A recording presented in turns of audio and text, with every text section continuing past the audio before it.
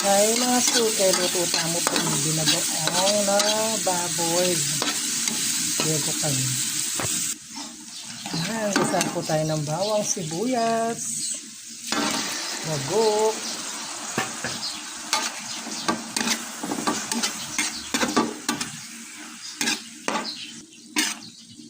kamatis, konting suka,